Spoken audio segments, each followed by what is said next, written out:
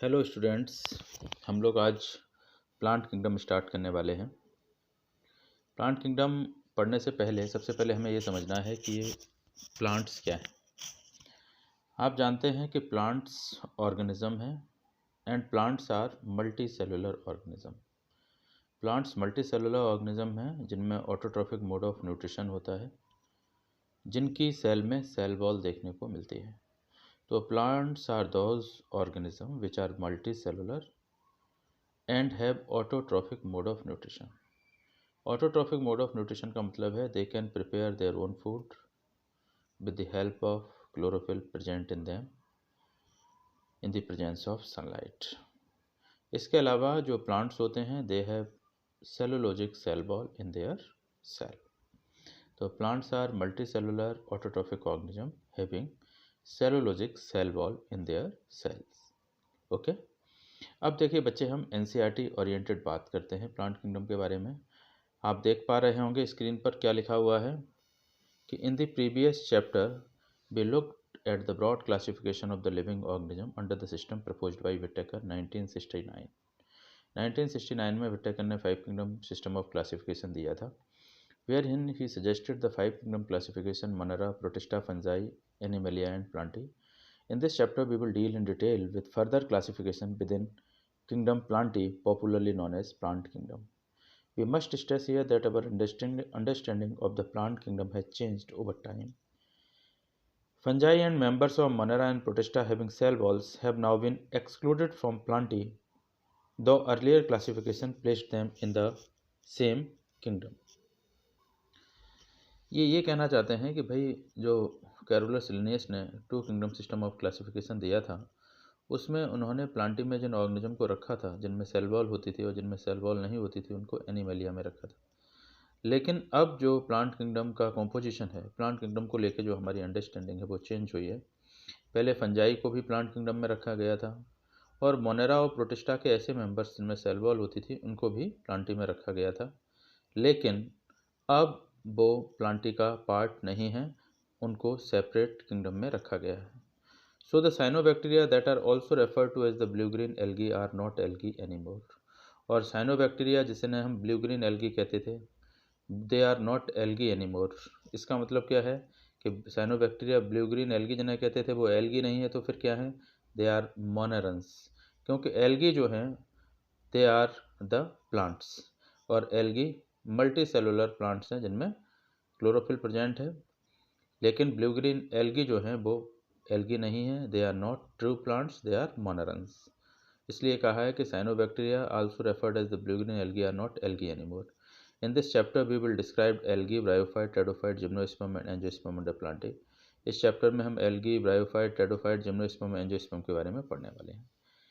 Let us also look at classification within angiosperm to understand some of these concerns that influence the classification system. The earlier system of classification used only gross superficial morphological characters such as habit, color, number and shape of leaf etc. तो initially जो classification system थे वो gross superficial morphological characters का use करते थे, जैसे कि plant की हैबिट क्या है, वो एनुअल हैं, बाइनियल हैं या पेरिनियल हैं या हर्ब्स हैं, श्रब्स हैं या ट्री हैं, number and shape of leaf क्या है, इसके बेसिस पे क्लासिफिकेशन होता था, जैसे लिनियस ने सेल वॉल के प्रेजेंस और एब्सेंस के बेसिस पे किया था। They were based mainly on vegetative characters.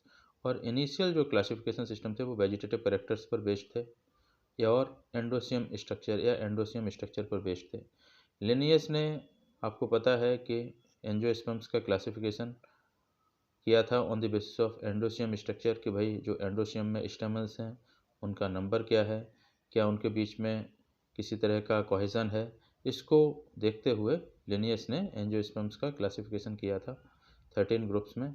जैसे मोनेंड्रिया का मतलब जिनमें एक ही स्टेमन होता था, डाइएंड्रिया जिनमें 2 स्टेमन होते थे, पॉलीएंड्रिया जिनमें बहुत सारे स्टेमन्स होते थे, मोनोअडेल्फस मतलब जिनमें सभी स्टेमन्स एक ही गुच्छे में होते थे जैसे चाइना रोज में, डाइएडेल्फस जैसे जिनमें स्टेमन्स 2 गुच्छों में होते थे जैसे कि फबेसी में। पी में आपको 9+1 अरेंजमेंट देखने को मिलता है। तो इस तरह से कुछ वेजिटेटिव मॉर्फोलॉजिकल करेक्टर्स के बेसिस पे क्लासिफिकेशन कर देना, इस तरह के सिस्टम ऑफ क्लासिफिकेशन को हम आर्टिफिशियल सिस्टम ऑफ क्लासिफिकेशन कहते हैं। हालांकि इस तरह का जो सिस्टम ऑफ क्लासिफिकेशन है, आर्टिफिशियल सिस्टम ऑफ क्लासिफिकेशन, वो बहुत ज़्यादा ऑथेंटिक नहीं होते हैं।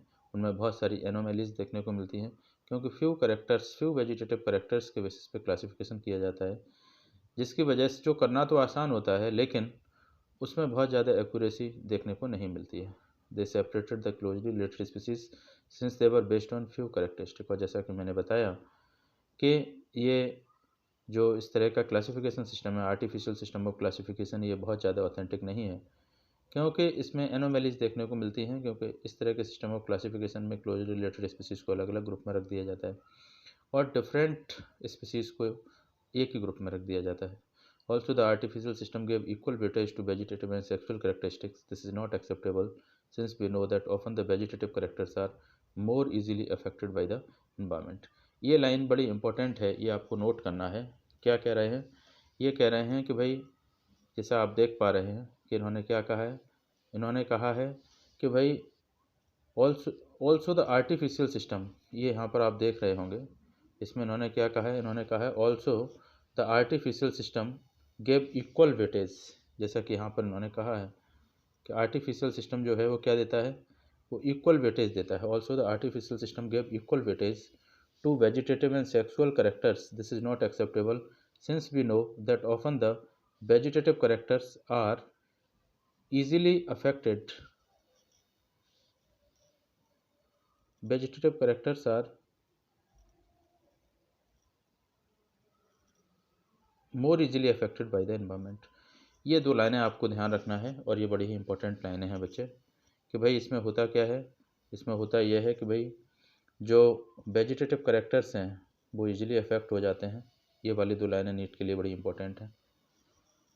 और आपको पता होना चाहिए कि आर्टिफिशियल सिस्टम ऑफ क्लासिफिकेशन में उन्होंने इक्वल वेटेज दिया है वेजिटेटिव और सेक्सुअल करेक्टरिस्टिक्स को। Vegetative characters more easily affect हो जाते हैं एनवायरनमेंट से, जबकि सेक्सुअल करेक्टर्स कंजर्व्ड रहते हैं, वो इतने जल्दी अफेक्ट नहीं होते हैं। इसलिए we can not give the equal weightage to vegetative and sexual characters, हम उनको इक्वल वेटेज नहीं दे सकते हैं। We should give the more weightage to the sexual characteristics for the classification, और क्लासिफिकेशन करने के लिए हमें सेक्सुअल करेक्टरिस्टिक्स को ज़्यादा वेटेज देना चाहिए। अब देखिए बच्चे, इसके अलावा आगे देखते हैं, आगे आप देखोगे, आगे हम बात करते हैं तो आगे as against this natural classification system developed which were based on natural affinities among the organism. और नेचुरल क्लासिफिकेशन सिस्टम जो है वो किस पर बेस्ड है, which were based on natural affinities, वो नेचुरल एफिनिटीज़ पर बेस्ड है। नेचुरल क्लासिफिकेशन सिस्टम में हम ये देखते हैं जो प्लांट्स हैं उनके बीच में कितनी नेचुरल सिमिलरिटीज़ हैं, जिससे कि हम उनको सिमिलरिटीज़ के बेस एक ही ग्रुप में रख सकें। Based on natural affinities among the organism and consider not only the external features but also the internal features like ultrastructure, anatomy, embryology and phytochemistry। और आपको पता है कि नेचुरल सिस्टम ऑफ क्लासिफिकेशन में हम सिर्फ एक्सटर्नल फीचर्स मतलब कुछ मॉर्फोलॉजिकल करेक्टर्स को ही कंसीडर नहीं करते हैं, बल्कि इंटरनल फीचर्स जैसे कि अल्ट्रा स्ट्रक्चर का मतलब है कि माइक्रोस्कोप से उनके फाइन स्ट्रक्चर्स को देखते हैं। इंटरनल स्ट्रक्चर्स एनाटॉमी को देखते हैं। एम्ब्रियोलॉजी मतलब किस तरह से एम्ब्रियोनिक डेवलपमेंट हो रहा है, इसको देखते हैं। फाइटोकेमिस्ट्री मतलब प्लांट्स में कौन कौन से टाइप के केमिकल्स प्रेजेंट हैं, इनको देखते हैं। और उसके बाद हम सिमिलरिटीज़ के बेसिस पर, जिनके बीच में मैक्सिमम नेचुरल सिमिलरिटी देखने को मिलती है, उनको एक ग्रुप में रखते हैं। इस तरह का classification, such A classification of flowering plant was given by George Bentham and Joseph Dalton Hooker. और ये बड़ी ही इंपॉर्टेंट लाइन है जो आपको ध्यान रखना है, क्या कि भाई सच क्लासिफिकेशन किसके लिए, फॉर फ्लावरिंग प्लांट। ये वाली जो बात है ये आपको ध्यान रखना है कि भाई फ्लावरिंग प्लांट के लिए जो नेचुरल सिस्टम ऑफ क्लासिफिकेशन है वो फ्लावरिंग प्लांट के लिए किसने दिया, फ्लावरिंग प्लांट के लिए नेचुरल सिस्टम ऑफ क्लासिफिकेशन दिया George Bentham and Joseph Dalton Hooker ने। ये बात आपको ध्यान रखना है, ये बड़ा ही इंपॉर्टेंट पॉइंट है कि भाई फ्लावरिंग प्लांट का मतलब क्या हो गया, फ्लावरिंग प्लांट का मतलब हो गया बच्चे एंजियोस्पर्म्स। नहीं तो एंजियोस्पर्म्स के लिए जो नेचुरल सिस्टम ऑफ क्लासिफिकेशन है वो George Bentham and Joseph Dalton Hooker ने दिया था। ठीक है बच्चे, इसको आपको क्या करना है, इसको आपको ध्यान रखना है। ओके, अब आगे देखते हैं। At present phylogenetic classification system based on evolutionary relationship. और अभी जो है एट प्रेजेंट को भी नोट करना है कि अभी जो है ये वाली जो बात है एट प्रेजेंट, अभी जो है अभी एट प्रेजेंट को भी ध्यान रखना नीट के लिए। अभी जो है phylogenetic classification system based on evolutionary relationship between various organism are acceptable. अभी फाइलोजेनेटिक क्लासिफिकेशन सिस्टम जो है, जिसमें हम एवोल्यूशनरी रिलेशनशिप को स्टडी करते हैं डिफरेंट ऑर्गेनिज्म के बीच में, और ये देखते हैं कि भाई ऑर्गेनिज्म के बीच में क्या एवोल्यूशनरी रिलेशनशिप है, इसके बेसिस पे क्लासिफिकेशन करते हैं। ऐसे सभी ऑर्गेनिज्म जो बहुत ज़्यादा क्लोज होते हैं, बहुत ज़्यादा सिमिलैरिटी रखते हैं, उनके बीच में इवोल्यूशनरी रिलेशनशिप भी बहुत ज़्यादा होता है। और हम इस तरह के सिस्टम क्लासिफिकेशन में ये मान के चलते हैं, ये लाइन आगे वाली बहुत इंपॉर्टेंट है। This assume that organism belonging to the same taxa have a common ancestor. ये लाइन नीट के लिए आप नोट कर लो। This assume that organisms belonging to the same taxa have a common ancestors. We now use information from many other sources too to help resolve difficulties in classification. और कभी कभी क्या होता है कि भाई फॉसिल रिकॉर्ड अवेलेबल नहीं, fossil evidences available नहीं है, और उस केस में हम क्या है, हम जो इवोल्यूशनरी रिलेशनशिप है उसको कंपेयर नहीं कर पा रहे हैं, तो हम दूसरे सोर्सेज से भी मदद लेते हैं क्लासीफाई करने के लिए। We now use information from many other sources to help resolve difficulties in classification. These become more important when there is no supporting fossil evidence. और जो supporting fossil evidence नहीं होते हैं phylogenetic relationship को पता लगाने के लिए, तब हम दूसरे sources की भी मदद लेते हैं। दूसरे sources का मतलब morphology, anatomy, embryology, genetics, इन सभी चीज़ों का। These become more important when there is no supporting fossil evidence. Numerical taxonomy, which is now easily carried out using computers, is based on all observable characters. तो बच्चे numerical taxonomy को लेकर आपको ध्यान रखना है कि इस पे आता है ये लाइन आई हुई है नीट में, based on all observable characteristics. ये किस पर बेस्ड है? All observable characters. इसमें हम किसका यूज़ करते हैं? कंप्यूटर्स का यूज़ करते हैं, ये ध्यान रखना है। Number and codes are assigned to characters and the data are then processed in this way. Each character is given equal importance and at the same time hundreds of characters can be considered. ये भी ध्यान रखना है। तो numerical taxonomy में हम computers का use करते हैं, और जो कैरेक्टरिस्टिक्स हैं उनको हम कुछ कोड दे देते हैं, अल्फ़ा, बीटा, गामा, 1 2 3 एट्सेट्रा, और उसके बेसिस उन कोड्स को हम कंप्यूटर में उन कोड्स का इनपुट देते हैं। उसके बाद कंप्यूटर क्या करता है, कंप्यूटर उन कोड्स के बेसिस पे जितने भी प्लांट्स आपने उसमें कोड डाले हुए हैं प्लांट्स को, उन कोड्स के बेसिस पे सेग्रीगेट कर देता है। जिनमें सिमिलरिटी ज़्यादा होती है कोड्स की, उनको एक ग्रुप में रख देता है, और इस तरह से क्लासिफिकेशन करना बहुत आसान हो जाता है। और हंड्रेड्स ऑफ कैरेक्टर्स को एक टाइम में हम कंसीडर कर पाते हैं, और हर कैरेक्टर को हमने कोड दिया है, कोड के बीच में कंप्यूटर कोई डिफरेंस नहीं करता है और इक्वल वेटेज देता है। जैसे कि सपोज आपने लीफ का कैरेक्टरिस्टिक लिया, लीफ वेनेसन, और आपने लीफ के वेनेसन को 2 कोड दे दिए, पैरेलल वेनेसन को अल्फ़ा और रेटिकुलेट वेनेसन को बीटा। तो जितने भी प्लांट्स थे, उन प्लांट्स में आपने जब लीफ का कैरेक्टरिस्टिक डाला, तो वेनेसन की जब बात आई तो आपने क्या कोड डाले, अल्फ़ा या बीटा। तो क्या है कि इस तरह से अल्फ़ा बीटा, जिन प्लांट्स में अल्फ़ा वेनेस टाइप का पैरेलल वेनेसन होगा उनको अलग ग्रुप में कर देगा, और दूसरे को अलग ग्रुप में कर देगा। ठीक है बच्चे, तो अब आगे देखते हैं। आगे ये कहते हैं साइटोटैक्सोनॉमी के बारे में, that is based on cytological information. ये साइटोलॉजिकल इन्फॉर्मेशन पर बेस्ड है, जैसे कि क्रोमोसोम नंबर कितने हैं, स्ट्रक्चर क्या है क्रोमोसोम्स का, बिहेवियर। कीमोटैक्सोनॉमी जो है, that is uses the chemical constituent of the plant to resolve confusion, और also use by the taxonomist theory. Chemotaxonomy में जो केमिकल्स हैं जो कि प्लांट्स के बीच में पाए जाते हैं, प्लांट्स में पाए जाते हैं, आपको पता है कि बहुत सारे प्लांट्स हैं जिनमें सेम टाइप के केमिकल्स पाए जाते हैं, उनको सेम ग्रुप में रखते हैं, और जिनमें डिफरेंट टाइप के केमिकल्स होते हैं उनको अलग ग्रुप में रखते हैं। जैसे रेफाइट्स जितने भी प्लांट्स में देखने को मिलते हैं उनको एक ग्रुप में रखते हैं। ऐसे ही आप देखोगे लीव्स में सिलिका, मोनोकॉट्स जो हैं उनकी लीव्स में क्या देखने को मिलता है, सिलिका देखने को मिलता है, तो सभी मोनोकॉट्स को सिलिका की प्रेजेंस के बेसिस पे एक ग्रुप में रखा जाएगा। अब देखिए बच्चे, हम बात करते हैं algae. Algae are chlorophyll bearing simple thalloid autotrophic and largely aquatic both fresh water and marine organism. Algae में क्लोरोफिल है, सिंपल है। सिंपल का मतलब है कि बॉडी बहुत ज़्यादा डिफ्रेंशिएटेड नहीं है। थैलॉइड का मतलब है थैलस लाइक, मतलब body is not differentiated into true root stem and leaf. Thalloid या थैलस लाइक का मतलब होता है कि body is not differentiated into true root stem and leaf, They occur in variety of other habitat, moist stone, soil and wood. Some of them also occur in association with fungi. Fungi आपका आपने अब last second chapter में आपने पढ़ा होगा कि fungi में एक एल्गल कंपोनेंट होता है, इसे फाइकोबायोंट, लाइकेन में एक एल्गल कंपोनेंट होता है, इसे फाइकोबायोंट कहते हैं, और दूसरा फंजाई होता है, इसे माइकोबायोंट कहते हैं। एंड एनिमल्स की बॉडी पे भी देखने को मिलते हैं, जैसे कि स्लॉथ पियर में the form and size of the algae is highly variable ranging from colonial form, colony कौन बनाता है, Volvox, and the filamentous form किसमें देखने को मिलती है, यूलोथ्रिक्स एंड स्पैरोगायरा में। A few of the marine form such as kelps form massive plant body. Kelp का मतलब है ऐसे एल्गी जिनकी प्लांट बॉडी काफ़ी मैसिव होती है। तो कैल्प क्या है बच्चे, kelp is a common term which is used for large and massive marine algae. Large and massive marine algae are commonly known as kelp. The algae reproduce by vegetative, asexual and sexual methods. Vegetative reproduction is by fragmentation. Each fragment develop into a thallus. Body अगर छोटे छोटे fragment में टूट जाती है, हर fragment regenerate होकर develop होकर के क्या करता है, एक नया थैलस मतलब नई बॉडी बना लेता है।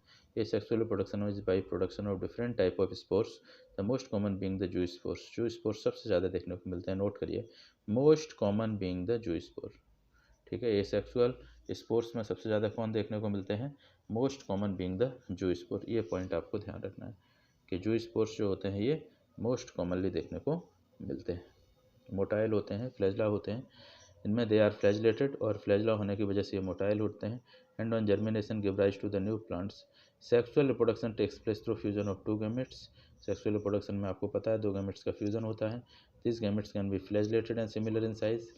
अगर गैमेट्स कैसे हैं, फ्लैजलेटेड हैं और सिमिलर हैं, ऐसा किसमें देखने को मिलता है, यूलोथ्रिक्स में। नॉन फ्लैजलेटेड हैं तो नॉन मोटाइल होंगे, और लेकिन सिमिलर है साइज में, ऐसा किसमें देखने को मिलता है, स्पैरोगायरा में। Such reproduction is called isogamous. इस तरह का रिप्रोडक्शन क्या कहलाता है, isogamous. Fusion of two gamete dissimilar in size as in species of Eudorina it termed anisogamous. अगर जो फ्यूज होने वाले दो गैमेट जो हैं अगर वो डिसिमिलर हैं साइज में, तो इस तरह के हम सेक्सुअल रिप्रोडक्शन को कह देते हैं एनाइसोगैमस। यूडोरिना में देखने को मिलता है, ये इंपॉर्टेंट पॉइंट है। Fusion between one large non motile static female gamete and a smaller motile male gamete is termed as oogamous, जैसे कि वॉलबॉक्स एंड फ्यूकस में देखने को मिलता है। तो oogamous में क्या होता है, oogamous में एक लार्ज होता है और नॉन मोटाइल होता है, इसे कहते हैं फीमेल गैमेट, और दूसरा जो होता है वो स्मॉलर होता है और मोटाइल होता है, इसे कहते हैं मेल गैमेट। तो इस तरह से oogamous जो है वो है तो एक तरीके का एनाइसोगैमस ही, लेकिन यहाँ पर कंडीशन ये है कि भाई यहाँ पर फीमेल और लार्ज नॉन मोटाइल है, और जो मेल है वो स्मॉलर और मोटाइल है, वॉलबॉक्स एंड फ्यूकस में देखने को मिलता है। ये आपको ध्यान रखना है। आगे बढ़ते हैं। ये बच्चे फिगर सभी ध्यान रखना है। ये वॉलबॉक्स है, ये इसकी डॉटर कॉलोनी है, और ये पेरेंट कॉलोनी है। ये बगल में यूलोथ्रिक्स है, ये दोनों ग्रीन एल्गी हैं। ये आप देख रहे हो ये लेमिनेरिया है। इस लेमिनेरिया में ये लीफ लाइक फ्रॉन्ड होता है, स्टेम लाइक स्टाइप और रूट लाइक होल्ड फास्ट हैं, but they are not true root stem and leaves. और ये होल्ड आप देख रहे हैं, ये बगल में फ्यूकस है, फ्यूकस में ये एयर ब्लैडर है जो कि बॉयंसी प्रोवाइड करते हैं इनको। ये फ्रॉन्ड है, लीफ लाइक स्ट्रक्चर, ये मिडरिब है, ये होल्ड फास्ट है जो कि होल्ड करने का काम करता है सबस्ट्रेटम से। ये डिक्टियोटा है, डिक्टियोटा में आप देख रहे हैं डाइकोटोमी देखने को मिल रही है, ब्रांचिंग जो है वो दो में हो रही है। ये नीचे की ओर आप देख रहे हैं रेड एल्गी में पोरफायरा है, और ये पॉलीसाइफोनिया है धनिया की तरह, इसमें पोरफायरा में फ्रॉन्ड, ये मेन एक्सिस एंड ब्रांचेस आप पॉलीसाइफोनिया में देख रहे हैं। ये वाला जो बच्चे पैरा है ये बहुत इंपॉर्टेंट है, ये नीट के पॉइंट ऑफ व्यू से यहाँ से क्वेश्चन आते हैं हर साल। Algae are useful to man in variety of ways. At least half of the total carbon dioxide fixation on Earth. At least half of the total carbon dioxide, note करिए, at least half of the total carbon dioxide fixation। वैसे तो पूरा ही para important है, लेकिन फिर भी आपको क्या करना है, at least half of the total carbon dioxide fixation on Earth is carried out by algae through photosynthesis. Being photosynthetic, they increase, क्या कह रहा है, being photosynthetic, they increase the level of dissolved oxygen in their immediate environment. They are of paramount importance as primary producer of energy-rich compound which form the basis of the food cycle of all aquatic animals। देखिए क्या है paramount importance, क्यों कहा है, paramount का मतलब है कि सबसे ज़्यादा इनकी इंपॉर्टेंस होती है। क्यों? क्योंकि जो भी एक्वेटिक फूड चेन है या जो भी एक्वेटिक एनिमल्स हैं, उन एक्वेटिक एनिमल्स को दो चीज़ें चाहिए, एक तो उनको फूड चाहिए और दूसरा उनको रेस्पायर करने के लिए ऑक्सीजन चाहिए।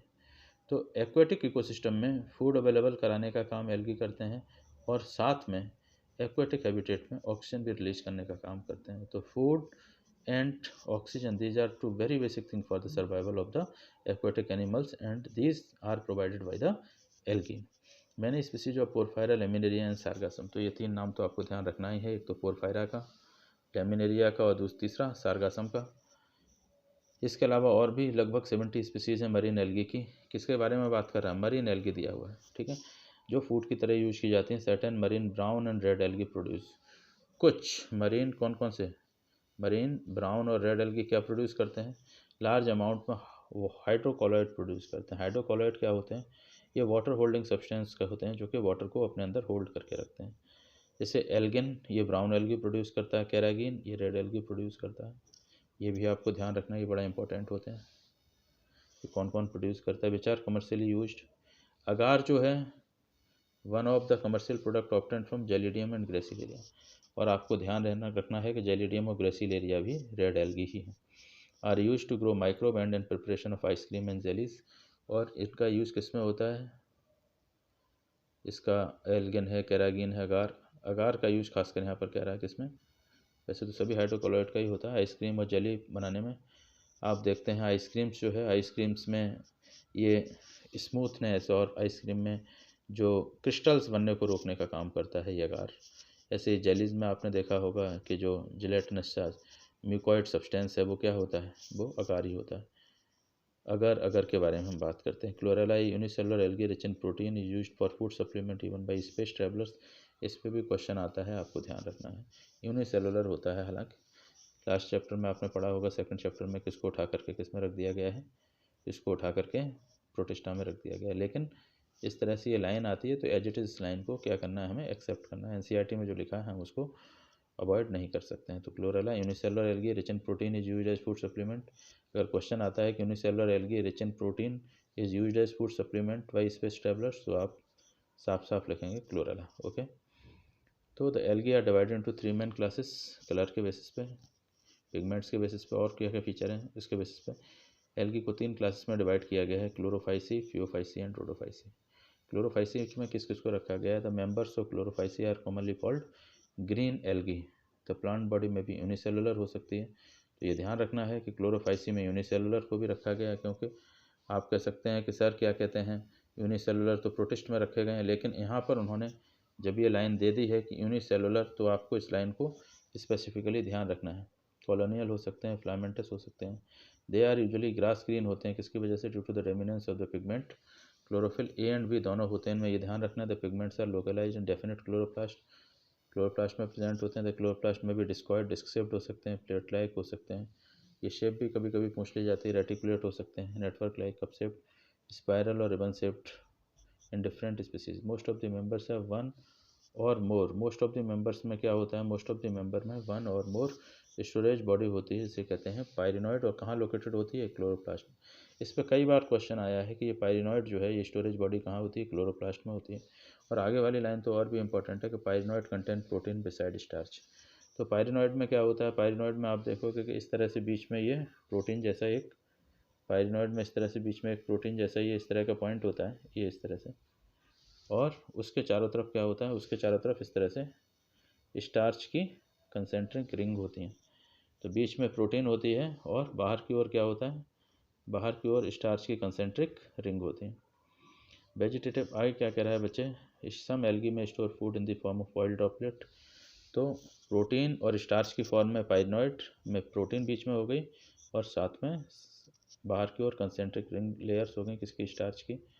सम एल्गी में store food in the form of oil droplet. Oil droplet की फॉर्म में भी फूड स्टोर करते हैं। Green algae usually have a rigid cell wall made up of an inner layer of cellulose. ये आपको ज़रूर ध्यान रखना है, सभी में आगे आएगी, आगे मैं पूछूंगा अभी कि यहाँ पर जो इनर सेल लेयर है सेल वॉल की, वो किससे बनी है? सेलुलोज से। और आउटर लेयर किससे बनी है? पेक्टोज से।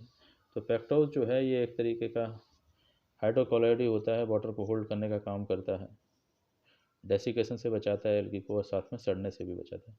Vegetative reproduction usually takes place by fragmentation or by formation of different type of spores. Asexual reproduction is by flagellated zoospore produced in zoosporangia, ये आपने पढ़ा था। तो सेक्सुअल रिप्रोडक्शन जूस्पोर्स कहाँ बनते हैं? जूस्पोरेंजिया में, ये ध्यान रखना है, जो कि यूनिसेलुलर होती है। जूस्पोरेंजिया जो है वो यूनिसेलुलर होती है। और आपको ध्यान रखना है कि एल्गी में क्या कि मल्टी सेलुलर सेक्स ऑर्गन्स नहीं होते हैं और न ही एल्गी में एम्ब्रियो बनता है। तो एल्गी नॉन एम्ब्रियोफाइट हैं। The sexual reproduction show considerable variation in the type and formation of sex cells and it में भी आइसोगेमस एंड आइसोगेमस तीनों तरह का हो सकता है। तो कहने का मतलब इनमें रिप्रोडक्शन जो है वो वेजिटेटिव फ्रेगमेंटेशन से होता है, एसेक्सुअल रिप्रोडक्शन जो स्पोर्स से होता है, और sexual reproduction isogamous and isogamous oogamous हो सकता है। सम कॉमनली फाउंड एल्गी कौन कौन से, ये एग्जाम्पल ध्यान रखना है बच्चे, Chlamydomonas, Volvox, Ulothrix, Spirogyra and Chara. Phaeophyceae के बारे में बात करते हैं। द मेंबर्स ऑफ फियोफाइसी और brown algae are found primarily in the marine habitat. ये कॉमनली मरीन हैबिटेट में देखने को मिलते हैं। प्राइमरीली का मतलब है mostly. They show great variation in size and form, इनके साइज एंड फॉर्म में बहुत ज़्यादा वेरिएशन देखने को मिलती है। आगे वाली लाइन नोट करिए, they range from simple branched filamentous. Simple branched filamentous किस में हो सकते हैं, क्या किस में होता है, एक्टोकार्पस में, to profusely branched. Profusely branched का मतलब क्या, बहुत ज़्यादा ब्रांचिंग होती है। और profusely branched as represented by kelp. और प्रोफ्यूजली ब्रांच किस में होते हैं, कैल्प। कैल्प का मतलब मैंने बताया था कि large and massive brown algae, large and massive marine algae. Which में reach a height of, height का मतलब है बच्चे लेंथ, ठीक है, हाइट का मतलब ऊंचाई नहीं है, 100 मीटर तक लेंथ हो सकती है। इनमें क्लोरोफिल ए होता है, क्लोरोफिल सी होता है, कैरोटिनॉइड एंड जेंथोफिल होता है। आपको ध्यान रखना है, ग्रीन एल्गी में क्या था, क्लोरोफिल ए था और बी था, लेकिन यहाँ पर कैरोटिनॉइड और जेंथोफिल भी हैं। They vary in colour from olive green to various shades of brown. इनका कलर जो है वो ऑलिव ग्रीन से कैसा हो सकता है, various shades of brown, depending upon the amount of xanthophyll, कि इनमें जो जेंथोफिल का अमाउंट है वो कैसा है, कितना है। जेंथोफिल का अमाउंट जितना ज़्यादा होगा उतना ज़्यादा ये क्या कहते हैं, ब्राउन शेड होगी। फ्यूकोजेंथिन एक जेंथोफिल है, present in them. Food is stored as complex carbohydrate which may be in the form of laminarin और मैनिटॉल। नोट करिए बच्चे, ये बड़ा ही इंपॉर्टेंट है कि ये फूड को किसकी फॉर्म में स्टोर करते हैं, लेमिनेरिन और मैनिटॉल, ये इंपॉर्टेंट पॉइंट है। ग्रीन एल्गी किसकी फॉर्म में स्टोर करते थे, starch, protein and oil droplets. Pyrenoid में प्रोटीन बीच में होता था, उसके चारों तरफ स्टार्च के कंसेंट्रिक लेयर्स होते थे और oil droplets. The vegetative cells of cellulosic cell wall usually covered on the outside by gelatinous coat of algin. वहाँ भी इनर जो लेयर थी वो सेलुलोजिक थी और आउटर लेयर जो थी वो पेक्टोस से बनी थी ग्रीन एल्गी में। लेकिन यहाँ पर ब्राउन एल्गी में आउटर लेयर जो है वो किससे बनी हुई है, gelatinous coating of algin. The protoplast contain in addition to plastid centrally located vacuole and nucleus. जो प्रोटोप्लास्ट होता है उसमें प्लास्टिड होता है, उसके अलावा सेंटर में वैक्यूल होती है, न्यूक्लियस होता है। Plant body usually attach to the substratum by hold fast, आपने अभी फिगर में देखा था, लेमिनेरिया को होल्ड फास्ट था, स्टॉक लाइक स्टाइप था, और लीफ लाइक फोटोसिंथेटिक ऑर्गन अभी आपने देखा था, frond. Vegetative reproduction takes place by fragmentation. Asexual reproduction in most brown algae is by flagellate zoospores के द्वारा होता है। ऐसा ही सेम किस में देखने को मिलता था, वेजिटेटिव रिप्रोडक्शन फ्रेगमेंटेशन के द्वारा ग्रीन एल्गी में, और वहाँ भी जो स्पोर्स बनते थे that are pear shaped and have two unequal laterally attached flagella.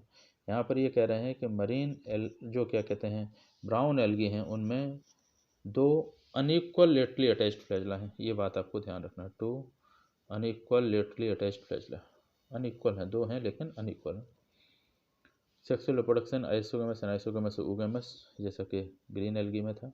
Union of gametes में takes place in water, water में हो सकता है गैमेट्स का यूनियन मतलब एक्सटर्नल फर्टिलाइजेशन, और विद इन द ओगोनियम भी हो सकता है मतलब इंटरनल फर्टिलाइजेशन। गैमेट्स पायरिफॉर्म होते हैं, pear shaped and pear two laterally attached flagella. Common form क्या क्या है, Ectocarpus, Dictyota, Laminaria, Sargassum and Fucus, ये आपको ध्यान रखना है। ठीक है बच्चे, रोडोफाइसी में आ जाते हैं। Red algae, the members of Rhodophyceae are commonly called red algae because of the predominance of the red pigment are phycoerythrin. Red colour इनका किसकी वजह से होता है, आर फाइकोएरिथ्रिन की वजह से। ब्राउन एल्गी में ब्राउन कलर फ्यूकोजेंथिन की वजह से होता था। Majority of the red algae are marine with greater concentration found in warmer area. ज़्यादातर इनका कहाँ देखने को मिलते हैं, वार्मर एरिया मतलब ट्रॉपिकल सीज में। They occur in both well lighted region close to the surface, surface के पास भी देखने को मिलते हैं वाटर में, और ग्रेट डेप्थ में भी देखने को मिलते हैं जहाँ पर बहुत कम लाइट पहुँच पाती है। The red thalli of the most of the red algae are multi cellular, some of them have complex body organisation. ज़्यादातर रेड एल्गी जो है वो मल्टी सेलुलर हैं, कुछ रेड एल्गी यूनिसेलुलर होते हैं, जैसे कि एक रेड एल्गी है जिसका नाम है पोरफायरिडियम। पोरफायरिडियम जो होता है वो कैसा है, वो यूनिसेलुलर है। Some of them have complex body organisation. The food is stored as floridean starch, ये फूड को फ्लोरिडियन स्टार्च की फॉर्म में स्टोर करते हैं।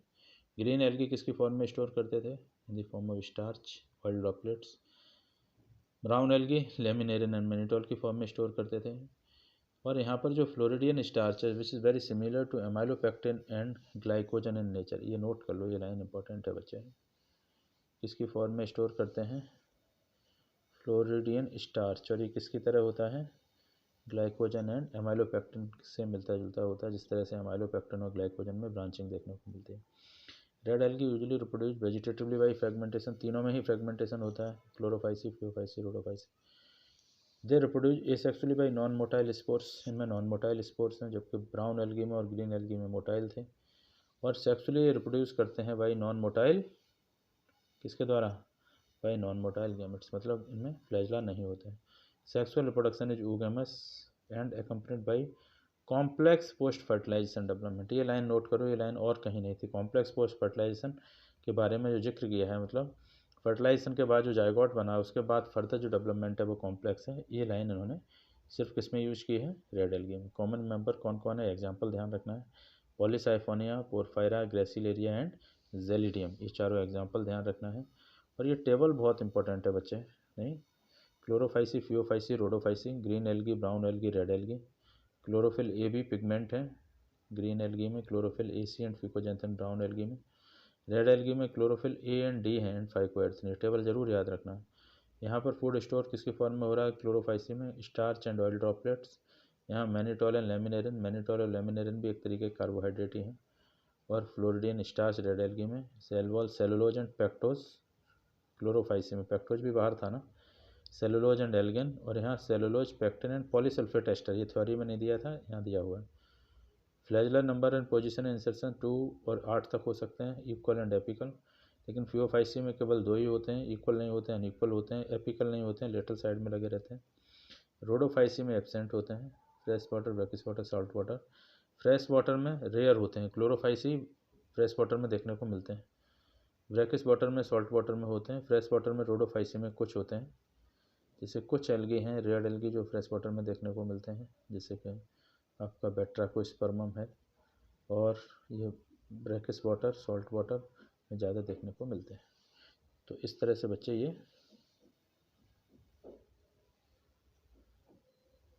आपको ध्यान रखना है। अब बच्चे आगे हम बात करते हैं किसके बारे में? आगे बात करते हैं बच्चे ब्रायोफाइट्स के बारे में। Bryophytes include the various mosses and लिवरबर्ड। ब्रायोफाइट्स में किसको रखा गया है? मॉसेस को, लिवरबर्ड्स को। That are found commonly growing in moist shaded area in hills. Moist shaded area में, हिल्स में देखने को मिलते हैं। अब देखिए बच्चे आगे क्या कहते हैं, आगे कहते हैं bryophytes are also called amphibians of the plant kingdom. Bryophytes को एम्फीबियंस ऑफ प्लांट किंगडम क्यों कहते हैं? Because this plant can live in soil but are dependent on water for sexual reproduction. जिस तरह से जो एम्फीबियंस होते हैं वो सॉइल में रह सकते हैं, लेकिन उनको सेक्सुअल रिप्रोडक्शन मतलब फर्टिलाइजेशन के लिए वाटर की नीड होती है, एक्सटर्नल फर्टिलाइजेशन होता है। जैसे फ्रॉग में ज़मीन पे तो रहते हैं, लेकिन क्या है, जब उनको रिप्रोडक्शन करना होता है सेक्सुअल, तो वो वाटर में जाते हैं, वहाँ पर मेल और फीमेल अपने गैमेट को रिलीज करते हैं और वहाँ फर्टिलाइजेशन होता है।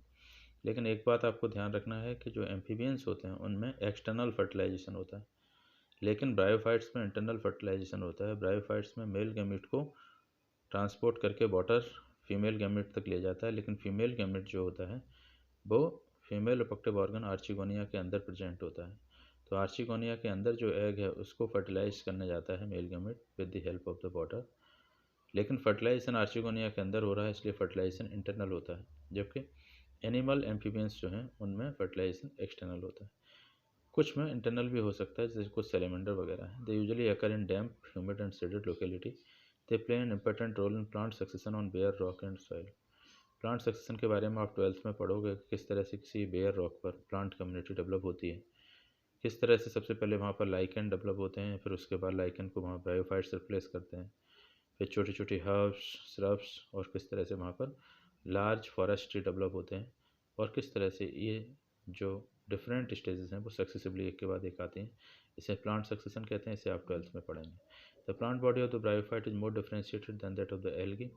एल्गी से ज़्यादा प्लांट बॉडी डिफ्रेंशिएटेड होती है, लेकिन अभी भी इनकी बॉडी थैलस लाइक ही होती है, क्योंकि बॉडी में ट्रू रूट स्टेम लीव्स देखने को नहीं मिलते हैं। It is thallus like and prostrate और erect and attach to the substratum by unicellular और multicellular rhizoid. Thallus like body होती है, not differentiate into true root stem and leaves.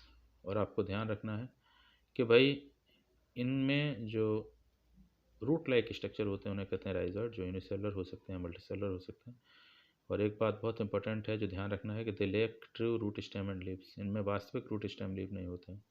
दे में पजेस, इनमें रूट लाइक, लीफ लाइक और stem like structure हो सकते हैं। The main plant body of the bryophyte is haploid, ये ध्यान रखना है। और मेन प्लांट बॉडी हैप्लॉइड होती है जो कि गैमेट प्रोड्यूस करती है, और इस स्टेज को हम कहते हैं गैमेटोफाइट।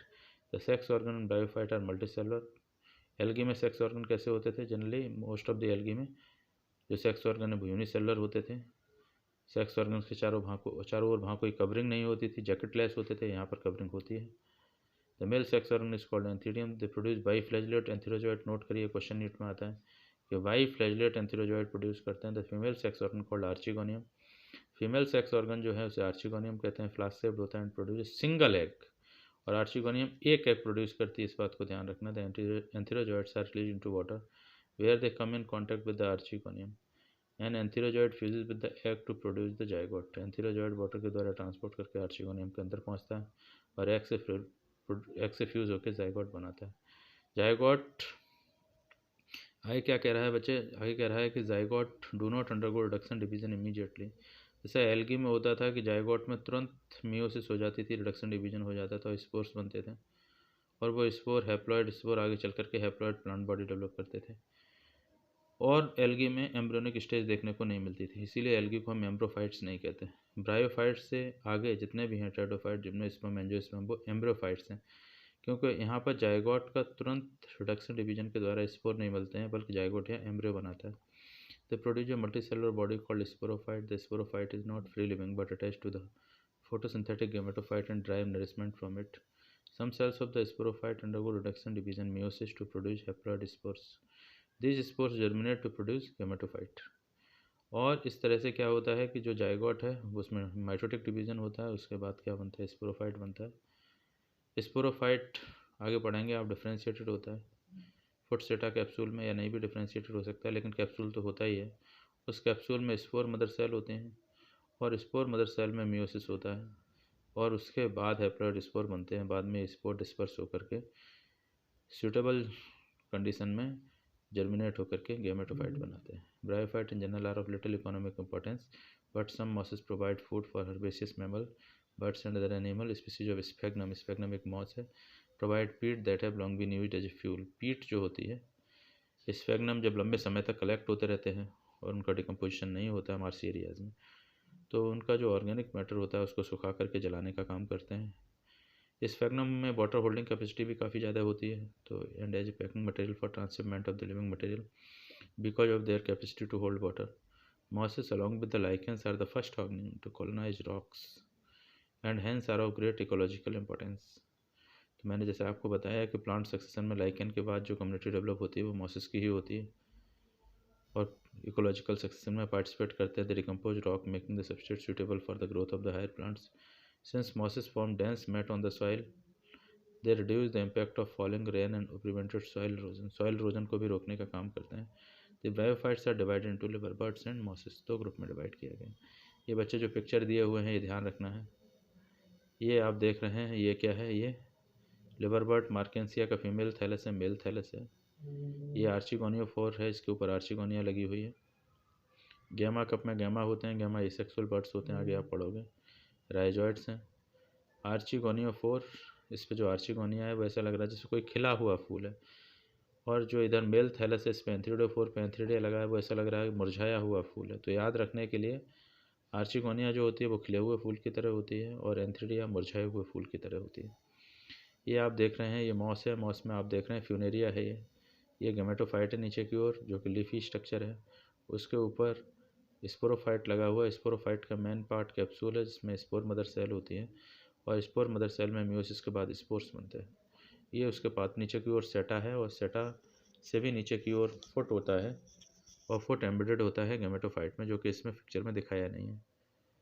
ये राइजॉइड जो है ये मल्टी सेलुलर है मॉस में, और ये आप इधर देख रहे हैं ये क्या है? This is स्फेग्नम। इसमें ये आर्चिगोनियल ब्रांच है जिस पर आर्चिगोनिया लगती है। ये एंथीडियल ब्रांच है जिसमें एंथीडिया लगे रहते हैं। आगे हम बात करते हैं बच्चे किसके बारे में, लिवर बर्ड्स के बारे में। आप जानते हैं बच्चे लिवर बर्ड्स को लिवर बर्ड्स क्यों कहा गया है? लिवर बर्ड्स को जिस ग्रुप में रखा गया है उसे कहते हैं हेपेटिसी या हेपेटिकोप्सिडा, क्योंकि इनका जो स्ट्रक्चर होता है वो लिवर लाइक दिखाई देता है। The liverwort grow usually in moist shady habitat such as bank of the stream, marshy ground, damp soil, bark of tree पे भी उगाते हैं, नोट कर लो, and deep in the woods, और लकड़ी के अंदर भी ग्रो कर जाते हैं। बस कंडीशन ये है कि वो मॉइस्ट होनी चाहिए। The plant body of liverwort is thalloid, thallus like होती है, not differentiate into true root, stem and leaf. Example इसका मार्केंसिया है। The thallus is dorsiventral and closely appressed to the substrate, और dorsiventrally flattened होती है body जो कि substratum से चिपकी रहती है। The leafy members have tiny leaf like appendages. इसका एक लीफी मेंबर है जिसका नाम है पोरेला, PORELLA। पोरेला जो होता है उसमें लीफ लाइक अपेंडेजेस होते हैं in 2 rows on the stem like structure, क्योंकि आपको पता है ट्रू रूट स्टेम लीफ तो इनमें होते नहीं। ये sexual reproduction in liverwort takes place by fragmentation of thalli. Thallus जो है वो फ्रेगमेंटेड हो जाता है और हर फ्रेगमेंट क्या करता है आगे चलकर नई बॉडी बनाता है, नया थैलस बनाता है, और by formation of specialise structure, या इसमें कुछ स्पेशल स्ट्रक्चर बनते हैं जिन्हें कहते हैं gemma. Gemma are green. Gemma कैसे होते हैं? ग्रीन होते हैं, मल्टी सेलुलर होते हैं, ये सेक्सुअल बर्ड्स होते हैं विच डेवलप में small receptacle called gemma cup located on the thalli. तो आपको ध्यान रखना है कि गैमा जो है green multi cellular sexual buds है जो स्मॉल रिसेप्टेकल मतलब कपलाई के स्ट्रक्चर में डेवलप होते हैं जिन्हें कहते हैं गैमा कप, जो कि थैलाई मतलब बॉडी पर लोकेटेड होते हैं। अभी आपने फिगर देखा था पीछे। Gemma become detached from the parent body and germinate to form new individual. जो गामा जो एसेक्सुअल बर्ड्स हैं ये पेरेंट बॉडी से अलग होकर के जर्मिनेट होकर के नए इंडिविजुअल बनाते हैं। During sexual reproduction male and female sex organ are produced. Male और फीमेल सेक्स ऑर्गन या तो सेम थैलस पर बनते हैं या डिफरेंट थैलस पर, जैसे कि आपने मार्केंसिया में देखा था, मेल थैलस अलग था और फीमेल थैलस अलग था। The sporophyte is differentiate into foot, seta and capsule. Sporophyte में 3 पार्ट हो सकते हैं। फुट जो कि गेमेटोफाइट से एम्बेड करने का काम करता है, seta and capsule. After meiosis spores are produced within the capsule. और मैंने आपको बताया कि जो कैप्सूल है, कैप्सूल के अंदर स्पोर मदर सेल होती हैं और स्पोर मदर सेल में मियोसिस होती है, उससे स्पोर्स बनते हैं। This spores germinate to form free living gametophyte. और ये जो स्पोर्स हैं ये जर्मिनेट होकर के फ्री लिविंग गेमेटोफाइट बनाते हैं, जो हैप्लॉइड स्पोर्स हैप्लॉइड गेमेटोफाइट बनाते हैं। Mosses, the predominant stage of the life cycle of a moss is gametophyte which consists of 2 stages. इनमें फर्स्ट स्टेज जो होती है, नोट करो बच्चे, प्रोटीनिमा स्टेज होती है, which develop directly from the spore. It is creeping green branched and frequently filamentous stage, ये algae की तरह फ्लामेंटस होती है। सेकंड स्टेज जो होती है वो लीफी स्टेज होती है, which develop from the secondary protonema as a lateral bud. They consist of upright cylinder axes bearing spirally arranged leaves. They are attached to the soil through multi cellular and branch rhizoid. Note करो, इनमें जो rhizoid होते हैं वो कैसे होते हैं? Multi cellular and branched होते हैं। तो 2-3 जो लाइनें हैं ये कौन बड़ी इंपॉर्टेंट हैं, कौन कौन सी कि बच्चे, एक तो आपको ध्यान रखना है कि इनमें 2 स्टेजेस हैं। First stage protonema, second stage the leafy stage. तीसरा ध्यान रखना है कि भाई मल्टी सेलुलर ब्रांच राइजॉइड होते हैं, और ये जो लीफी स्टेज है इसी पर सेक्स ऑर्गन लगते हैं जिन्हें एंथीडिया आर्चिगोनिया कहते हैं। Vegetative reproduction in mosses by fragmentation, जैसा कि लिवर बर्ड्स में भी होता था। बडिंग से भी हो सकता है, लेकिन यहाँ बडिंग जो होती है वो किस में होती है? सेकेंडरी प्रोटोनिमा में होती है। वहाँ ये सेक्सुअल बर्ड्स जो बनते थे वो क्या थे? Gemma. In sexual reproduction the sex organ antheridia and archegonia are produced at the apex of the leafy shoot. After fertilization, the zygote develop into the sporophyte consisting of a foot, seta and capsule. The sporophyte in mosses is more elaborate than the liver bud. Note करिए, sporophyte जो mosses में होता है ये ज़्यादा elaborated होता है than liverwort. The capsule contain spores, capsule में स्पोर्स बनते हैं। The spores are formed after meiosis, जैसा कि मैंने बताया कि कैप्सूल के अंदर स्पोर मदर सेल होती है और स्पोर मदर सेल में मियोसिस के बाद स्पोर्स बनते हैं। The mosses have an elaborate mechanism of spore dispersal. Mosses में स्पोर्स के डिस्पर्सल के लिए आपको पता है कि पेरिस्टोमियल टीथ होते हैं 16 पेयर, और उनकी हेल्प से डिस्पर्सल होता है। कॉमन एग्जांपल ऑफ मॉसिस, ये तीनों नाम याद रखना है, फ्यूनेरिया हो गया, पॉलीट्राइकम हो गया एंड स्फेग्नम हो गया। अब देखिए बच्चे आगे हम क्या देखते हैं, आगे देखते हैं pteridophytes. The pteridophytes include horsetails and ferns. Pteridophytes में किस किस को रखा गया है? हॉर्सटेल्स एंड फंस। ब्रायोफाइट्स में किसे रखा गया था? Liverworts and mosses. Pteridophytes are used for medicinal purpose and as soil binders. They are also, medicinal purpose के लिए भी इनका यूज़ होता है और सॉइल बाइंडर का भी काम करता है। मतलब सॉइल इरोजन को रोकते हैं। They are also frequently grown as ornamental, और घरों में सजावट के पौधे के रूप में भी इनको लगाया जाता है। Evolutionally they are the first terrestrial plant to possess vascular tissue, और ये पहले टेरेस्ट्रियल प्लांट हैं जिनमें वेस्कुलर टिश्यू देखने को मिला। ये बड़ी इंपॉर्टेंट लाइन कि दे आर द फर्स्ट, ये बच्चे एक minute, they are the first vascular plant, ये आपको ध्यान रखना। Evolutionally they are the first terrestrial plants possess vascular tissue जिनमें जाइलम एंड फ्लोएम देखने को मिलता है। You shall study more about this tissue in chapter 6. The pteridophyte found in cool, damp, sandy places, तो some में fluorescence कुछ Sandy soil condition में भी देखने को मिलता है। You may recall that bryophyte is the dominant phase in the life cycle is gametophytic plant body. However, in pteridophyte the main plant body यहाँ पर जो होती है वो स्पोरोफाइटिक होती है। स्पोरोफाइटिक फेज डिप्लॉयड होती है। और दूसरी चीज़ आपको ध्यान रखना है कि ये true root stem and leaves में डिफरेंशिएटेड होते हैं। तो आपसे ये पूछा जा सकता है कि ऐसे प्लांट जिनमें ट्रू रूट स्टेम लीव सबसे पहले देखने को मिले टेरिडोफाइट, ऐसे प्लांट जिनमें सबसे पहले जाइलम एंड फ्लोएम डेवलप हुए टेरिडोफाइट्स, क्योंकि ब्रायोफाइट्स में जाइलम और फ्लोएम देखने को नहीं मिलते थे। लेकिन टेरिडोफाइट्स में सीड डेवलप नहीं हुए। तो जिन प्लांट्स में सीड नहीं होते हैं उन्हें क्या कहते हैं? उन्हें कहते हैं क्रिप्टोगेम्स। क्या कहते हैं? क्रिप्टोगेम्स। और जिनमें सीड डेवलप हो जाते हैं उन्हें कहते हैं फेनेरोगेम्स। जैसे gymnosperm and angiosperms are phanerogams. Okay, these organ possess well differentiated vascular tissue. The leaves in pteridophyte are small. Small leaves को कहते हैं microphyll. Large leaves Selaginella में small leaf होती है, large leaves को कहते हैं macrophyll, जो कि फंस में होती हैं। The sporophyte bear sporangia. Sporophytes जो होते हैं उन पे क्या देखने को मिलते हैं? Sporangia. That are subtended by leaf-like appendages called sporophylls. और बच्चे ये बात आपको ध्यान रखना है कि जो टेरिडोफाइट्स में जो स्पोरोफाइटिक स्टेज है उसमें जो लीफ लाइक स्ट्रक्चर है, और ऐसे लीफ लाइक स्ट्रक्चर जिन पे ऐसी लीव्स जिन पे स्पोरेंजिया लगे हुए हैं, ऐसी लीव्स को हम कहते हैं स्पोरोफिल्स। इन सम केसेस स्पोरोफिल्स में form distinct compact structure called strobili और कॉन्स। और जब ये स्पोरेंजिया बेरिंग लीव्स आपस में कॉम्पैक्टली अरेंज होकर के कोन लाइक स्ट्रक्चर बनाते हैं तो उस कोन को हम कह देते हैं स्ट्रोबिलस और प्लूरली स्ट्रोबिलाई। इसके एग्जाम्पल हैं सिलेजिनेला एंड इक्विशिटम जिनमें कोन देखने को मिलता है। The sporangia produce spores by meiosis. Sporangia में स्पोर मदर सेल हैं जिनमें meiosis होता है और स्पोर बनते हैं। Spore germinate to give rise to inconspicuous.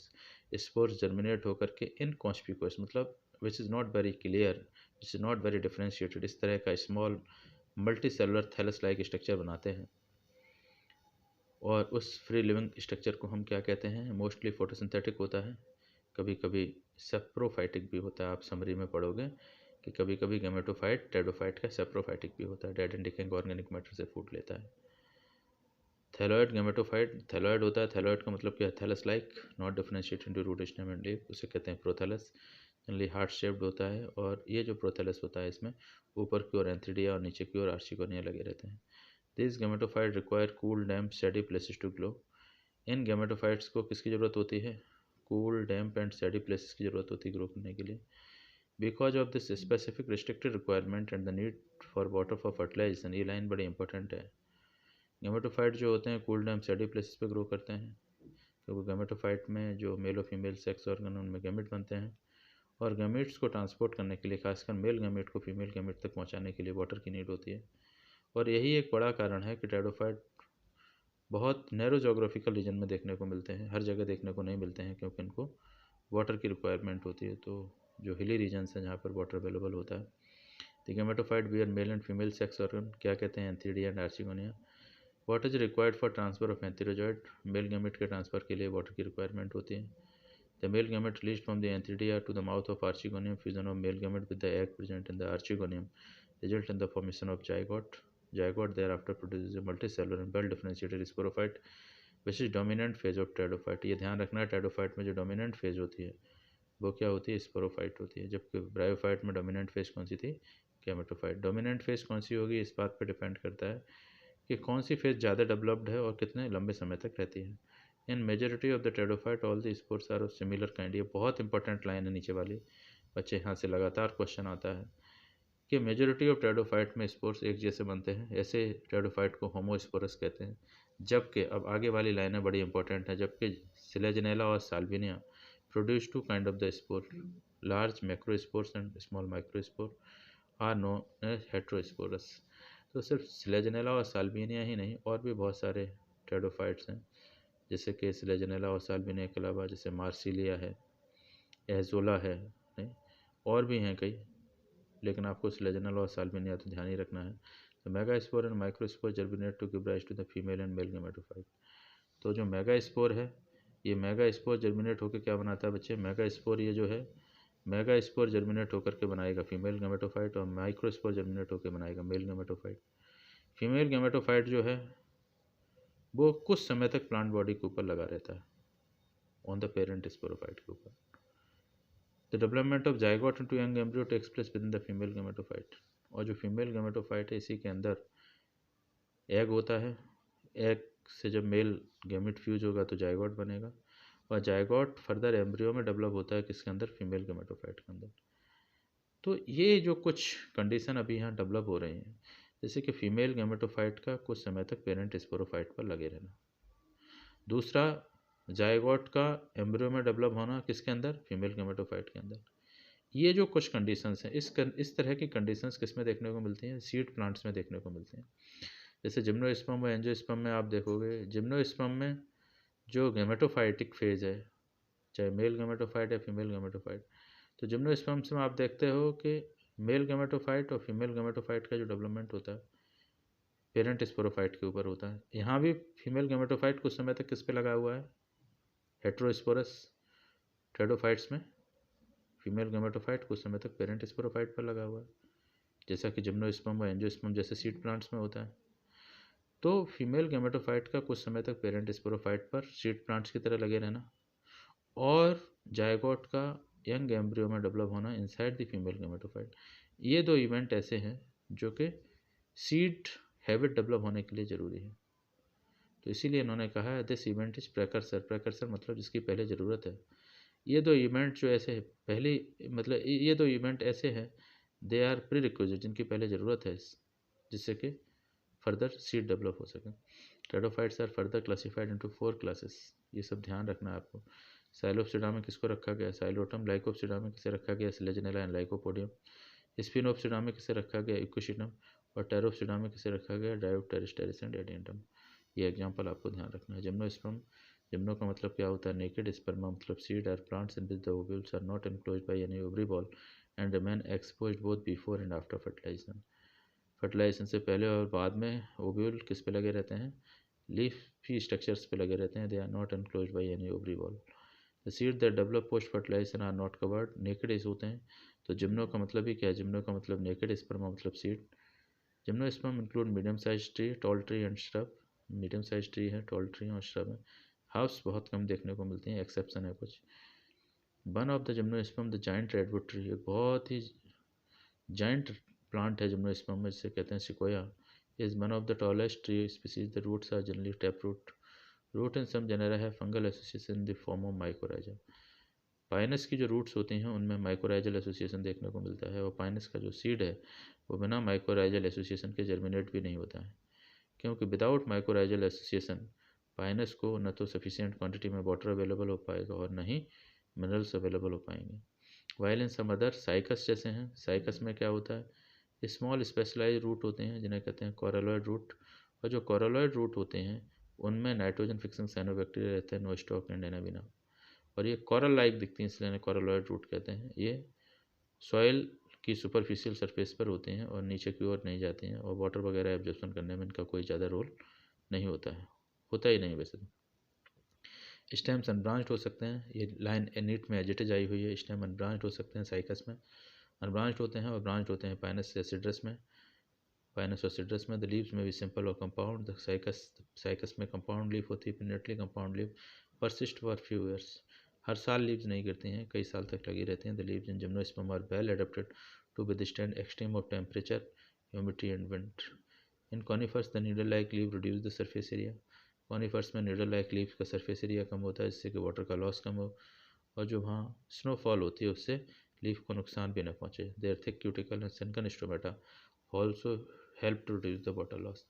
Thick cuticle जो है वो थिक क्यूटिकल क्या करती है, वाटर के लॉस को रोकती है। सनकन स्टोमेटा जो है वो भी वाटर के लॉस को रोकने का काम करता है।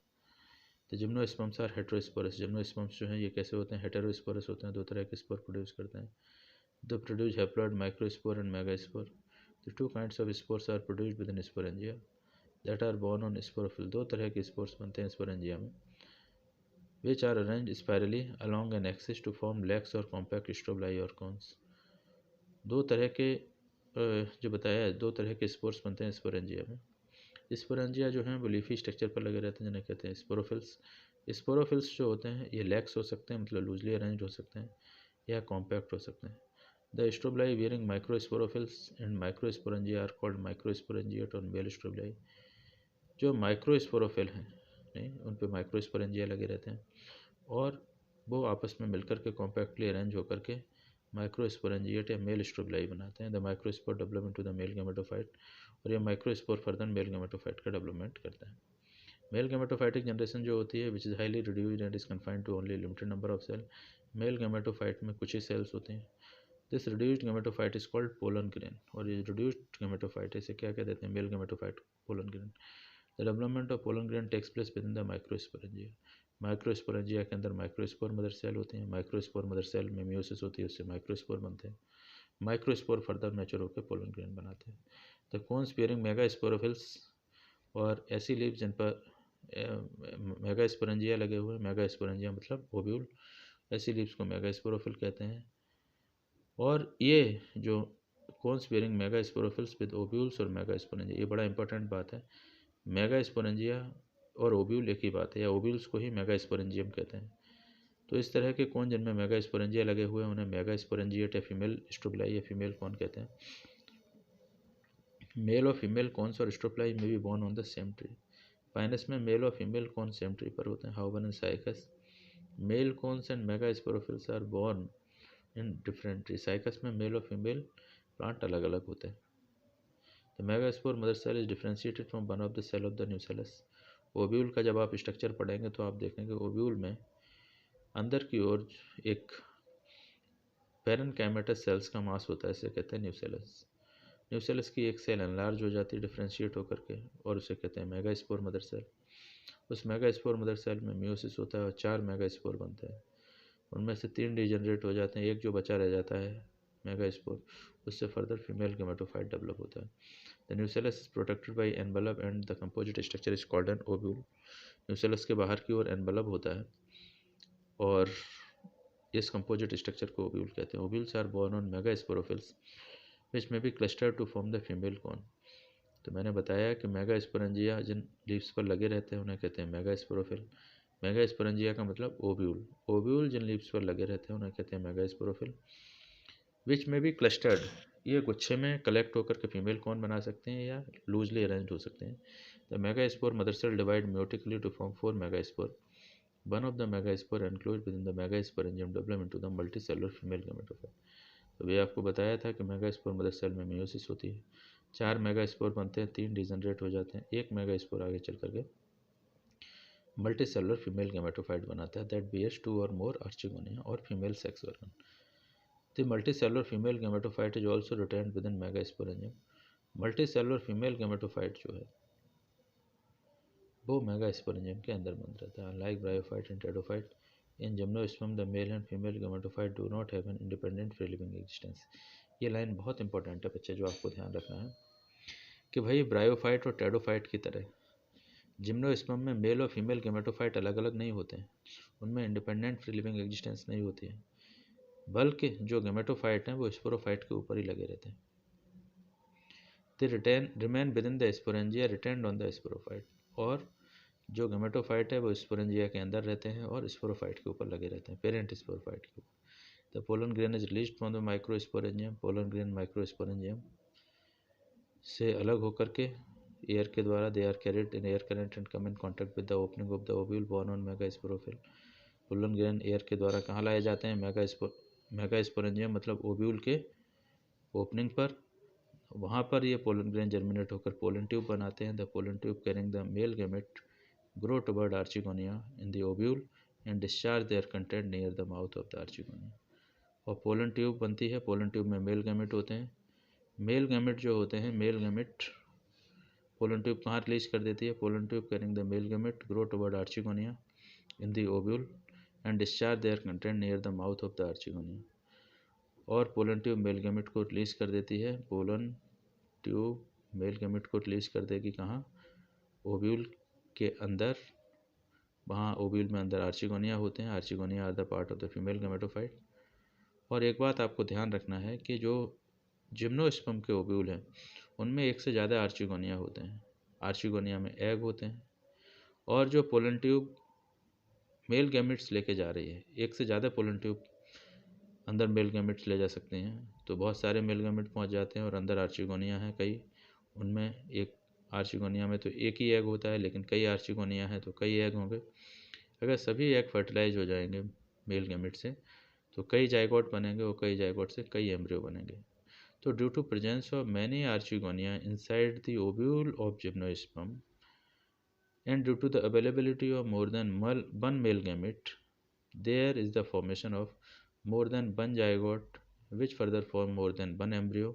और इसकी वजह से एक ओव्यूल में एक से ज़्यादा जाइगोट बनते हैं और ओव्यूल फर्दर जब सीड बनाता है तो एक सीड में एक से ज़्यादा एम्ब्रियो होते हैं। तो इस तरह से जब एक सीड में एक से ज़्यादा एम्ब्रियो डेवलप होंगे तो इस कंडीशन को कहते हैं पॉली एम्ब्रियोनी। तो बच्चे आपको ध्यान रखना है कि poly embryony is the very the prominent feature of the gymnosperm, and polyembryony occur due to presence of more than one archegonia in an ovule। I क्या कह रहा है, the pollen tube carrying the male gametes toward the archegonia in the ovule and discharge their content near the mouth of the archegonia।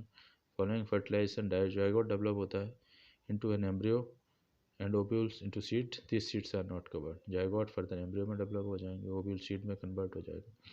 लेकिन ये seeds जो होते हैं बच्चे, ये सीड्स कैसे नहीं होते हैं, this seeds are not covered, naked होते हैं। ओके, ये बात आपको ध्यान रखना है। और ये जो फिगर बने हुए हैं सब फिगर आपको ध्यान रखना है। ये साइकस है, ये पाइनस है और ये गिंको है, ये आपको ध्यान रखना है। ठीक है बच्चे, तो इस तरह से क्या है, अब हम आगे बात करते हैं किसके बारे में, आगे हम बात करते हैं एंजियोस्पर्म के बारे में। ओके, एंजियोस्पर्म के बारे में बात कर रहे थे। सबसे पहले तो ये देखिए कि एंजियोस्पर्म क्यों कहते हैं। एंजियो का मतलब क्या होता है, वेसल। स्पर्मा का मतलब क्या होता है, सीड। तो एंजियोस्पर्म्स आर दो seed plant which have vessel in their xylem. ये इसका मतलब है। एंजियोस्पर्म का मतलब literal meaning floral plant, flowering plant नहीं है। फ्लावरिंग प्लांट तो इसलिए कहते हैं क्योंकि because they bear the flowers, लेकिन एंजियोस्पर्म्स इसलिए कहते हैं because angio means vessel and sperm means seed. Those seed plants which have vessel in their xylem are known as angiosperms। Unlike the gymnosperm where the ovules are naked, gymnosperms में ovules कैसे होते हैं, naked होते हैं। लेकिन angiosperms या flowering plant में जो ovules हैं वो सीड के अंदर डेवलप होते हैं, सीड में डेवलप होते हैं। कहाँ, inside the ovule are present inside the ovary and are covered by the ovarian ball। Ovarian ball further क्या डेवलप करती है, फ्रूट बॉल डेवलप करती है। तो सीड जो होते हैं जब ओव्यूल सीड में कन्वर्ट हो जाते हैं, ओवरी बॉल फ्रूट बॉल बनाती है और इस तरह से सीड फ्रूट के बॉल के अंदर बंद रहता है।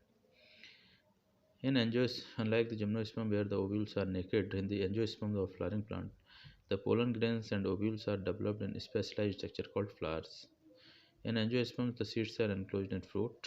The angiosperms are an exceptionally large group of plant occurring in wide range of habitat। They range in size from smallest, सबसे छोटा एंजियोस्पर्म जो है वो वॉल्फिया है, to a tall tree eucalyptus. Wolffia monocot है, ये ध्यान रखना है, और यूकेलिप्टस जो है वो डाइकॉट है। They provide us with food, fodder, medicine, fuel and several other commercially important products। They are divided into two classes, dicot and monocot। Dicot are characterized by the seed having two cotyledon होते हैं, reticulate venison होता है leaf में, tetramerous और pentamerous flower होते हैं dicot में, मतलब 4 या 5 मेंबर होते हैं ईच फ्लोरल होल में। In monocot on the other hand are characterised by single cotyledonous seed, parallel venation leaves and trimerous flowers having 3 members in each floral whorl. ठीक है बच्चे, ये आपको ध्यान रखना है। ईच फ्लोरल होल का मतलब कैलिक्स में 3 सेपल होंगे, कोरोला में 3 पेटल होंगे, ये है। The male sex organ in flower is the स्टेमन। Each स्टेमन consist of cylinder filament with an anther at the tip. आपको पता है स्टेमन में क्या होता है, एंथर होता है टिप पर और नीचे की ओर फ्लामेंट होता है। Within the anther the pollen mother cell divide by meiosis to produce microspore which mature into the pollen grain. और एंथर में पोलन मदर सेल, जिसे हम माइक्रोस्पोर मदर सेल कहते हैं, उसमें म्यूसिस होता है, माइक्रोस्पोर बनते हैं और मैच्योर होकर पोलन ग्रेन बनाते हैं। फीमेल सेक्स ऑर्गन में flower is the pistol. Pistol consist of swollen ovary at its base, a long slender style and stigma। Inside the ovules are present। Generally, each ovule has a megaspore mother cell। And undergoes meiosis to form 4 haploid megaspore. जैसा अभी आपने gymnosperm में पढ़ा था, ovule में nucellus की एक cell enlarge होकर मेगास्पोर मदर सेल बनाती है। मेगास्पोर मदर सेल में म्यूसिस होता है। म्यूसिस के बाद 4 हैप्लॉइड मेगास्पोर बनते हैं। 3 of them degenerate and 1 divide to form the embryo sac. Each embryo sac has 3 celled egg apparatus. हर एम्ब्रियो सैक में 3 सेल्ड एग एपरेटस होता है, 1 egg cell and 2 synergid. 3 antipodal cells होते हैं एंड 2 पोलर न्यूक्लियाई होते हैं। आप ये इधर देखेंगे आगे, the polar nuclei eventually fuse to produce a diploid secondary nucleus. ये आप इधर ये पिक्चर देख रहे होंगे नीचे की ओर, 10th क्लास में भी आपने पढ़ा होगा। ये पिक्चर जो आप देख रहे हैं, ये वाली, ये जो आप देख रहे हैं, ये क्या है? This is embryo sac. इसमें ये 3 ऊपर की ओर एंटीपोडल सेल्स होते हैं, ये 2 पोलर न्यूक्लियाई हैं और बीच में ये एग है और एग के साइड में 2 साइनर्जिड होते हैं। ये आप लोगों ने 10th क्लास में भी पढ़ा होगा। तो बच्चे आगे ये क्या कहते हैं, polar nuclei eventually fuse to produce diploid secondary nucleus. Pollen grain after dispersal from the anther are carried by wind or various other agency to the stigma of a pistil. This is termed as pollination. The pollen grain germinate on the stigma and the resulting pollen tube grow through the tissue of the stigma and style and reach the ovule. Pollen tube enter the embryo sac where 2 male gamete are discharged. One of the male gamete किससे fuse हो जाता है? Egg cell से। इसे कहते हैं syngamy बच्चे, और ये फर्दर जाइगोट बनाता है। The other male gamete fuse with the diploid secondary nucleus to produce the diploid primary endosperm nucleus. Because of the occurrence of the 2 fusion, एक तो सिंगेमी हुई मेल गैमेट का, फीमेल गैमेट एग से fusion. दूसरा triple fusion हुआ, मतलब 3 haploid structure fuse हुए, 2 polar nuclei और फिर बाद में एक हैप्लॉइड मेल गैमेट जाके फ्यूज़ हुआ। तो सिंगेमी और ट्रिपल फ्यूज़न, इन दोनों को कलेक्टिवली हम कहते हैं डबल फर्टिलाइजेशन, क्योंकि सिंगेमी के दौरान भी मेल गैमेट फ्यूज़ हुआ और ट्रिपल फ्यूज़न के दौरान भी मेल गैमेट फ्यूज़ हुआ। और it is an unique event to angiosperm. तो बच्चे ये जो लाइनें हैं ये बड़ी इंपॉर्टेंट लाइनें हैं, ये लाइनें आपको ध्यान रखना है, ये वाली। The zygote develop into an embryo with 1 or 2 cotyledon and the primary endosperm nucleus develop into the endosperm. Zygote embryo बनाएगा, प्राइमरी एंडोस्पर्म न्यूक्लियस एंडोस्पर्म बनाएगा, एंडोस्पर्म नरिशमेंट प्रोवाइड करेगा डेवलपिंग एम्ब्रियो को। The synergid and antipodal cells degenerate after fertilisation. During this event the ovule develop into the seed. इन events के दौरान ovule किस में develop हो जाता है? सीड में। ओवरी किस में डेवलप हो जाती है? फ्रूट में। The life cycle of the angiosperm was one the figure. ये आप देख रहे हैं, ये पेरेंट स्पोरोफाइट है। ये आप देख रहे हैं, ये क्या है? दिस इज द पिस्टल, इसमें स्टिग्मा स्टाइल ओवरी है। ये क्या है? स्टेमन है। एंथर, नीचे फिलामेंट। एंथर में आपको पता है माइक्रोस्पोरेंजिया, में माइक्रोस्पोर मदर सेल होते हैं। और ये ओव्यूल है, ओव्यूल के अंदर न्यूसेलस है, मेगास्पोर मदर सेल है। Microspore mother cell further microspore बनाती हैं और जो मेगास्पोर मदर सेल है वो आगे चलकर मेगास्पोर से आप देख रहे हैं ये बनाएगी फीमेल गैमेटोफाइट एम्ब्रियो सैक। और इस तरह से आप देख रहे हैं जाइगोट बना, जाइगोट से फर्दर एम्ब्रियो डेवलप होगा। आगे क्या कह रहा है बच्चे? Plant life cycle and alternation of generation. Alternation of generation के लिए यहाँ पर ये 3 पिक्चर दिए हुए हैं, हमें ध्यान रखना है। पहला है haplontic life cycle. Haplontic life cycle का मतलब है कि मोस्ट ऑफ द फेज जो है लाइफ में वो हैप्लॉइड है। आप देख रहे हैं कि ये डिप्लॉयड फेज केवल कहाँ तक सीमित है? डिप्लॉयड फेज इज, ये देखिए बच्चे, सॉरी, ये आप देख रहे हैं कि ये जो डिप्लॉयड फेज है it is restricted only up to the zygote and most of the time in life haploid phase present. तो हैप्लॉन्टिक का मतलब है कि लाइफ में हैप्लॉइड फेज ज़्यादातर समय तक है। तो आप देख रहे हैं यहाँ पर कि जाइगोट में ही मियोसिस हो जाती है। जाइगोट में मियोसिस हो जाएगी तो स्पोर्स बनेंगे हैप्लॉइड। इन हैप्लॉइड स्पोर्स से प्लांट बॉडी डेवलप होती है जो कि फर्दर गैमेट प्रोड्यूस करती है, इसलिए से कहते हैं गैमेटोफाइट। और गैमेटोफाइट में गैमेटोजेनेसिस से गैमेट बनते हैं, वो फ्यूज़ होकर के जाइगोट बनाते हैं।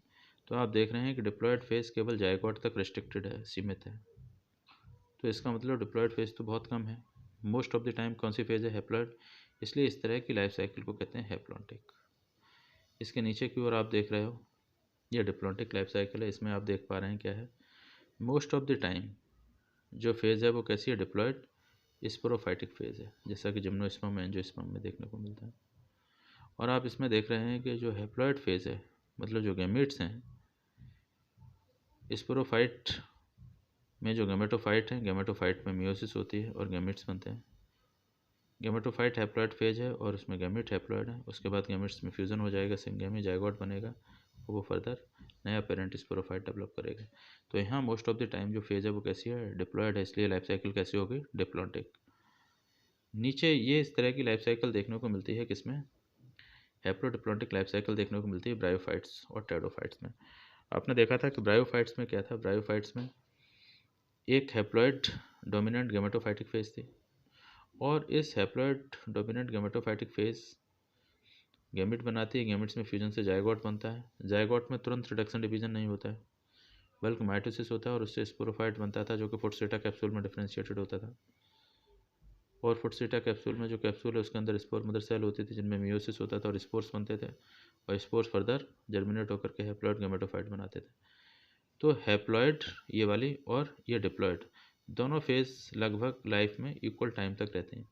ये बात अलग है कि ज़्यादा डेवलप्ड और डोमिनेंट गेमेटोफाइटिक फेज होती है ब्रायोफाइट में, इसलिए ब्रायोफाइट में हैप्लोडिप्लॉन्टिक लाइफ साइकिल होती है। अब अगर हम बात करते हैं किसकी, टेडोफाइट की, तो टेडोफाइट में भी इसी तरह की लाइफ साइकिल देखने को मिलती है। टेडोफाइट में मेन डोमिनेंट स्टेज जो होती है वो क्या होती है, डिप्लॉयड स्पोरोफाइट, जिसमें मियोसिस से स्पोर्स बनते हैं। स्पोर्स जर्मिनेट होकर के इंडिपेंडेंट गेमेटोफाइट बनाते हैं जिसे हम प्रोथैलस कहते थे। और प्रोथैलस जो होता था उसमें मेल सेक्स ऑर्गन और फीमेल सेक्स ऑर्गन्स होते थे और उसमें क्या होता था, गैमेटोजेनेसिस होता था और गैमेटोजेनेसिस के बाद क्या बनता था, गैमेट बनते थे जो फ्यूज होके जायगोट बनाते थे, जायगोट से नया पेरेंट स्पोरोफाइट बनता था। तो इस तरह की लाइफ साइकिल हमें देखने को मिलती है प्लांट्स में। ठीक है बच्चे, अब एक बार थ्योरी पढ़ देते हैं। In plants both haploid and diploid cells can divide by mitosis. This ability lead to the formation of different plant body, haploid and diploid. The haploid plant body produces gamete by mitosis. This plant body represents a gametophyte. Following fertilization, the diazoa also divide by mitosis to produce a diploid sporophyte plant body. Haploid spores are produced by the plant body by meiosis. These in turn divide by mitosis to form the haploid plant body once again. Thus, during the life cycle of any sexually reproducing plant, there is alternation or generation between gamete produce करने वाली haploid gametophyte phase and spore produce करने वाली diploid sporophytic phase होती है। However, different plant group as well as individual representing them differ in the following pattern. Sporophytic generation is represented only by the one-celled zygote. One-celled zygote किसमें देखने को मिला था, haplontic life cycle में। ये जो आप देख रहे हैं, आए क्या कह रहा है बच्चे, The haploid plant body produced gamete by नीचे आइए। Sporophytic generation is represented only by the one-celled zygote. There are no free-living sporophyte. Meiosis in the zygote result in the formation of haploid spores. The haploid spores divide mitotically and form the gametophyte. The gametophyte यहाँ पर जो है वो dominant photosynthetic phase in such plants is the free-living gametophyte. This kind of life cycle is termed as haplontic. Many algae such as ballbox, Spirogyra, and some species of Chlamydomonas represent this pattern. On the other extreme is the type wherein the diploid sporophyte is dominant. जैसा कि आपने diplontic life cycle में देखा था, photosynthetic independent phase of the plant, the gametophytic phase is represented by the single or few-celled haploid gametophyte. This kind of the life cycle is termed as diplontic. Diplontic life cycle एक algae में भी देखने को मिलती है, Fucus, ये आपको example ध्यान रखना है।